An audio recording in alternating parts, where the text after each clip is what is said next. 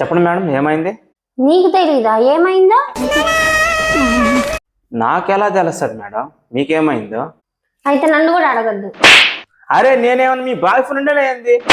మీ బాధలు నాకెలా తెలుస్తుంది? ప్రాబ్లం ఏంటో చెప్పండి. అరువు, నువ్వు కూడా అరువు, అందరు నన్నే అరుస్తారు. సరే సరే అరవను. ఇప్పుడు చెప్పండి ఏమైంది? నాతో మాట్లాడుకో, నేను బొంగ మూత పెట్టా. అరే నాకు అసలే టైం లేదు, చాలా మంది పేషెంట్స్ ఉన్నారు, త్వరగా చెప్పండి ఏంది మీ ప్రాబ్లం? అంతేలే, నా కోసం నీ కాడ ఎక్కడుంది టైమా? అరే అదిగో మళ్ళా మీ ప్రాబ్లం తెలియకుండా నేను ఎలా ట్రీట్మెంట్ చేయాలి మీకు? ప్రాబ్లమ్స్ అన్ని నాకే ఉన్నాయి. అరే ప్రాబ్లం ఏంటి మేడం? నేనే పెద్ద ప్రాబ్లం. అదైతే తెలుస్తుంది. ఏమన్నా? ఏం లేదు. ఏదో ఒక రోజు చచ్చిపోతా, అప్పుడు తెలుస్తుంది నీకు నా విలువ. నీకు దండం పెడతాను మేడం, మీ ప్రాబ్లం ఏంటో చెప్తే కదా నేను ట్రీట్మెంట్ చేసేది.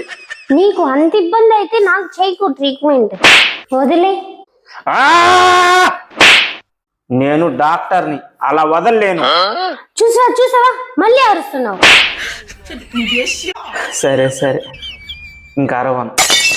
చెప్పు ఏమైందో? పక్కానా? పక్క. నా మీదొట్టే. నీ మీదొట్టు. సరే ఇప్పుడైనా చెప్పొచ్చుగా ఏమైందో?